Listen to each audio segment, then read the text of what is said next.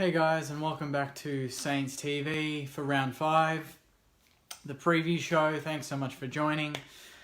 Teams have just come out. It's Thursday night. Easter break has kicked in, so I'm on a high already, but obviously on a high from last weekend and how we performed, and being 3-1 and looking to be 4-1. We play the Demons this week, which is going to be a very interesting game. I'm super excited for it. Saturday Arvo at the G. Weather looks to be 28 degrees or something, so it's absolutely perfect. And an awesome opportunity for our boys to just go out and keep doing what they've been doing and keep showing the football world that we're not going to be easy beats, that we're there to really challenge some of the best teams, which we've done so far this season. In terms of the teams, it's just come out, and if you haven't already seen, you've seen that Cal Wilkie has re-signed for 2 years, which Darren has just commented there, so thanks for that, Darren. That's awesome news. I've been meaning to post about him. He's been an unsung hero for us so far, and he's been excellent in that back half. And you guys probably saw the video that I posted yesterday of some of the little efforts that really got us the win against Hawthorn, that just, really means what Saints footy is all about. It's all about the 1%. It's all about the tackling. It's not so much about the flashy stuff or accumulating a lot of possessions, but it's more about the little things that, not many people notice, but it's stuff that makes a big difference in the important times in the games, like clutch moments, like against Hawthorn in that last minute. A lot of tackles, a lot of chasing, a lot of pressuring, not necessarily stuff that go on the stats board, but stuff that coaches will obviously love, that we're executing week in, week out. But Cal Wilkie, deservedly so, gets another 2-year deal till the end of 2021, which is awesome because I've absolutely loved watching him play. I think he's been one of the best defenders we've picked up in a long time. He's just accountable, but at the same time, he's willing to leave his man to help. And we saw that when he spoiled the ball 2-on-1, and he did that in the last quarter last week. And he's also, even better, an amazing kick. His kicking is elite. I haven't seen him fuck a kick up yet. He's absolutely a bargain pickup for us, and credit to the coaching staff and the recruiters for getting him, but it's absolutely perfect. In terms of the ins, the big one is Jack Stephen. Stuv is back, which is awesome news. He always loves playing the Ds, and we always get up when he's around, and just having him as that extra output in the midfield to then rest forward and to cause problems for Melbourne is just awesome, and it adds another dimension to our midfield, which is already growing. I mean, it's a bit disappointing to see Hunter Clark get dropped so quickly after being included, but when you've got Seb Ross performing, you've got the likes of I can't remember, Sinclair, Akers, Gresh, Billings, these sort of guys going into the middle and doing a job. But then you've got Rowan Marshall in the ruck doing an amazing job, who's obviously going to have a big task this week in taking on Bruce and Gawn. But we'll see if Josh Bruce, has a pinch hit there as well. The other out is Mackenzie, which I think he had a bit of a concussion last week and didn't play for the last quarter. Everyone talks about Hawthorn being down a couple of men, but no one mentions us, which is totally fine when you've got the win, but when you lose, that's all the news. It's nothing to do with how we performed. But he's out, which is a bit disappointing.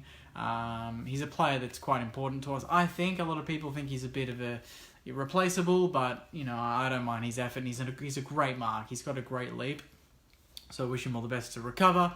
And the in for that is our captain, Jaron Geary. So the two ins are probably our best attacking midfielder and our captain. So if those are the two changes to a winning team that's 3-1, that is just playing really well and pressuring. I mean, we're playing as a team really well. Individually, in terms of execution, we can be better, which I think is a scary thing for the opposition, is because we're not utilising our inside 50s yet. And I know that every year we always have that game where it just clicks, like the Richmond game, and, we just blow teams out of the water. I would absolutely love it to be this weekend. If it's not, that's fine, but as long as we get the win, I don't care. But I can feel that we're going to have one game where everything clicks. We're going to kick 5 goals every quarter, kick 20 for the match, and win by 70. And what better time to do it than against the Ds, who are arrogant? They thought they had this season ready to go. Top 4, top 2 guaranteed, flag, chance. It's not that easy, and I hope we make it really difficult for them on Saturday. They won against Sydney. They started the season 0-3. They lost to the Bombers. They kicked over 100 points and lost. I think the one thing with the Demons is they're very good going into attack, so they're going to score a lot. They were the highest scoring team last season. But I think what we found out when we played them last season is that they're not disciplined when it comes to defence. And that's because they've got so many injuries. They're missing a lot of key backs. And I think that's where we can exploit them. Because in our defence, we're missing a lot of key backs as well in terms of Carlisle, Robert, and we were missing Geary, but he's back.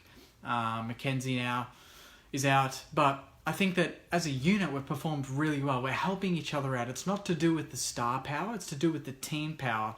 And I think that's something that's worked into our hands. We're not waiting for Seb Ross to do something. We're not waiting for Geary to do something. We're not waiting for the individual stars to go to the next level. We're all going to that next level at the same time. And I think that's better than having one or two amazing players in a team.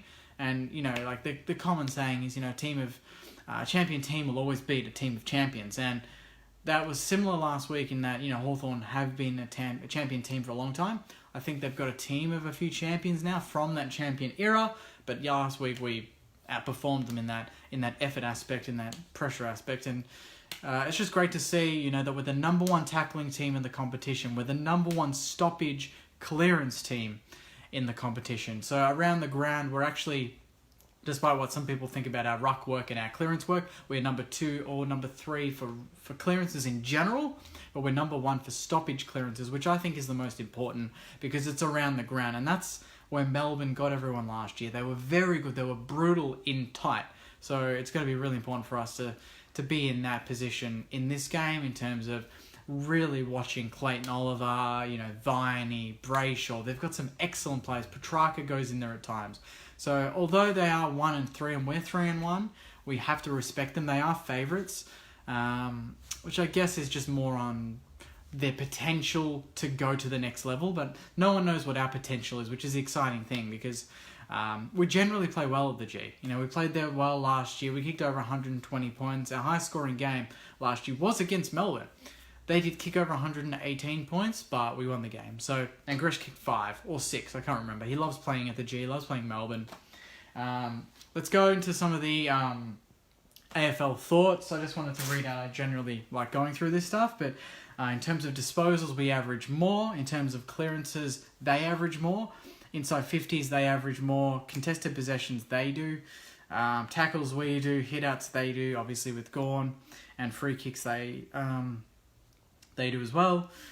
Interesting that, they've outscored us this season. Total of 319 points to 301. So they're 3 goals better off this season.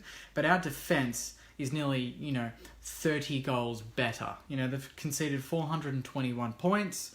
And we've only conceded 289, which I would say is pretty decent. We haven't scored a lot, but we haven't conceded more than, 80 points in a game this season, which is really good. In terms of what the AFL think Demons by 10 points. They think the matchup of the game is Steele versus Clayton Oliver, and that it's a big week for Rowan Marshall. Marshall was excellent against Hawthorn's Ben McAvoy on Sunday, but the challenges keep coming with a matchup against Max Gawn and Braden Preuss to come. Marshall will likely lose the hit-out count to Gawn, but his strength lies with his ability to motor around the ground and push forward when required, which he did late last week, and I thought that was awesome in that he kicked that point, but he also then followed up and took that mark and kicked that goal. What this game means for St Kilda, the Saints have surprised many after beginning the season with 3 wins from 4. Although Melbourne have been a team out of sorts, beating the Demons would be Alan Richardson's side's biggest scalp of the season, which is true. They're the best, most highly skilled team we're about to face, and I think it's really important that we don't undo, all of the good work that we've done in the first month. If you had told me at the start of the season we'd be 3-1 and we would have lost, our loss was a 5-point interstate loss to Freo, I would have taken that. You would have taken that. We actually should be, based on how we were against Freo and missing so many chances, we should be 4-0. We should be the only undefeated team in the AFL at this point, when you think about it. So there's really not much to complain about. We're covering injuries amazingly. We've got Dermot Brereton as a 1 day a week specialist forward coach, and I was reading just before that he's worked with Max King already, and he said within the 30 minutes of Max King's training. He knew that he can tell he's got a lot of work to do, but that he can be an absolute star of the future. And he's working with our forwards as well. So that's the one part of our game that I think needs a bit more work, is our efficiency in 50 and not just bombing it, really leading to the ball and creating space for each other. And hopefully Dermot can do that. I think Brett Ratton, Brendan Lade, all these guys, Billy Slater, working 1 day a week with Billy Slater, and you can see the fucking difference with our tackling. We are not only the highest tackling team in the comp, our tackling efficiency is the highest, which means that we're not just tackling and missing them. You know, everyone can go for tackles, but we're landing 70% of them, which means that 70% of the time they can't get rid of the ball. And that is an amazing statistic. I'd love to know what, you know, other teams are going at, but that is incredibly high. And you don't see many tackles being broken against us, and we're going to have to be switched on Saturday, because Melbourne really want to get their season going. You know that, and they hate us as much as we hate them. So it's a little bit of a rivalry. You know, we always, 2 years ago, it was Melbourne and Kilda, and these two teams are up and coming. Who's going to break through? Melbourne broke through last season. Maybe it was premature. Maybe this season it's our turn. Maybe they're not as good as we think. Maybe people aren't giving us enough credit and not thinking that we're that good, you know. So I'm super excited. Let's go through some of these comments. I don't want to ignore you guys. A lot of you like watching and commenting, so let's go through some of these. Darren says, how about that Wilkie resigning for 2 years? Amazing news. I mentioned it at the start. I think he's the pickup of the season so far. Matty Parker's been great, but Wilkie is playing in one of the hardest positions on the ground in an undermanned defence, and he's standing up, which is incredible for a guy that's only played 4 senior AFL games. Why drop Mackenzie or Clark? Clark, I think, is a straight swap for Jack Stephen, midfielder. He wasn't great last week, had to come in. Mackenzie, a bit of a concussion last week, went off in the last quarter, didn't play. And Geary being captain, they probably don't want to risk him. He's 2 senior heads coming in, 2 important players coming in. So I'm excited to see how they respond. Why are they not selecting Clark? It seems like a common thread. Mackenzie's probably from the concussion, as I mentioned. That's why Parker gets another game. Really enjoy your comments, Jake. Thanks very much, Caroline. Bloody great time, says Brad Parker, to give Lewis a lesson. Parker always seems to just land a tackle at the right time. He always seems to smash at least one bloke a game. And it's not just a normal tackle. It's, you know, when they're not looking, and he fucking rams into them and he hurts them. And I think that's something we're starting to get into our repertoire as a team, is that we're physically hurting teams. We're not soft, you know, which is awesome. Chris says Clark looked pretty unfit last week, struggled to run the game out. Brad says Loney to kill Lions to kill the Pies tonight. That's a game, Thursday night game. It's going to be interesting. Lions first sellout for nearly 8 years, which is awesome for them. So they're in a similar position to us in that they're playing a big team, and they want to get to that 4-1, and there's every chance they can. Cooper says, I like it. Expect Hines should be in for long. Hines should not be far away. He had 41 for Sandy last week. Armitage was another one that played really well, and so was Dunstan. But I think they're just playing it safe. You don't want to change too much, and when you've got someone like Jack Stephen, who's our best midfielder, along with Seb Ross, and then you've got Jaron Geary, who's captain and handles the defence, and was pretty excellent the week before against Fremantle. We have to admit, he was amazing against Fremantle. He's a straight in. You know, he was only a bit sick prior to the game last week, so he comes straight back in. Nick says, good ins. Warren says, Clark stays in. Couldn't give a fuck who else they drop. Kid is tough as nails. Grant says, Kent is very lucky, possibly only in because he's playing his old team. Clark stiff. Hine needs to play. Good to see Patton get another game. Yeah, I forgot about that.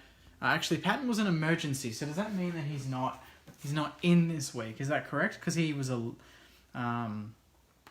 late in, so does that mean he goes back to being an emergency? Or is he actually in the team? He's in the team. Cool. Just had to check that.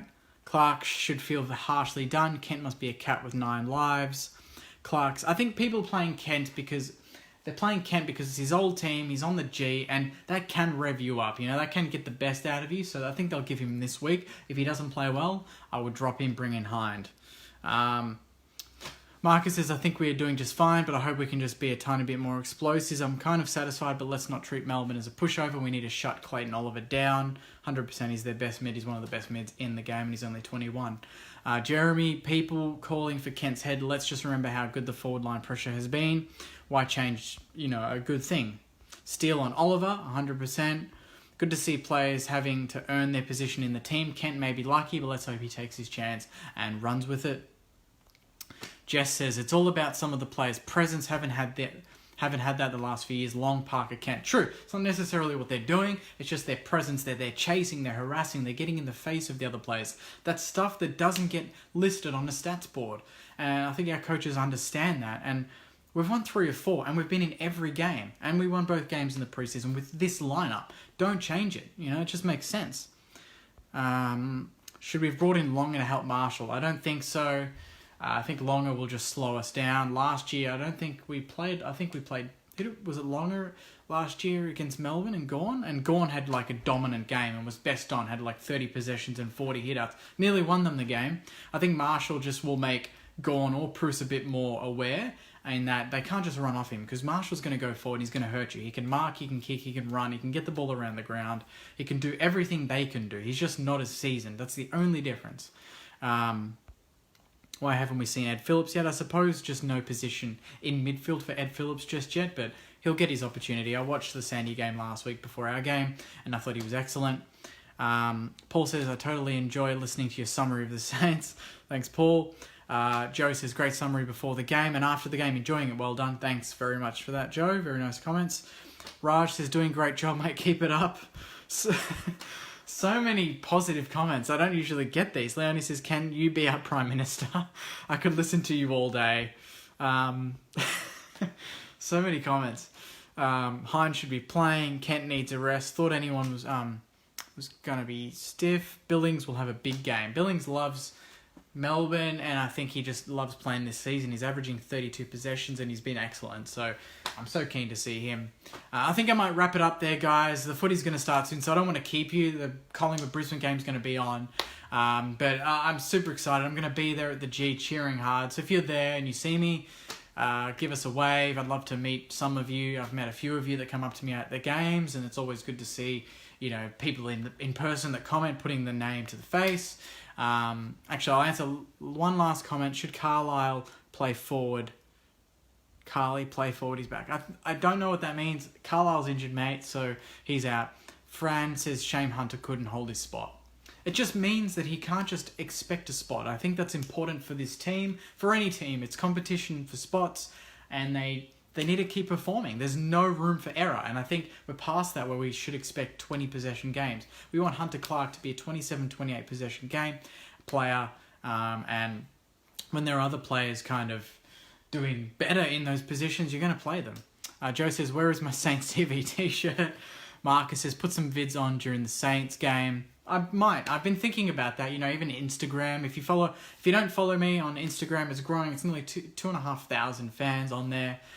Get on there. I might do some Insta stories during the game. Maybe halftime I can give my own little opinion, and then full review right after the game. If you want that, I can do that. That's fine. Matt says, when is he back? I think he is out for another couple of months, mate. So he's had surgery on his back, and I think maybe mid-year. Hanbury is looking like a mid-year after the break, so return round 12. So it's another player that will get back into that midfield grind, and it makes it even harder for the likes of Hunter Clark to just cruise. They need to get better, because there's going to be players bashing the door down to get in, like Ed Phillips, like Dunstan, like Hanbury when he's fit. Anyway, guys, thanks so much for watching. Please like, share this. If there's Saints fans that don't follow Saints TV, make sure you get them on board, because this is awesome. I'm really happy that this is growing so much. But if you know a Saint and they don't follow this page, tag them, invite them to the page, get involved, and let's keep it growing. Anyway, guys, thanks so much for watching. I'll see you post-game after Saturday, hopefully for a win. See you guys.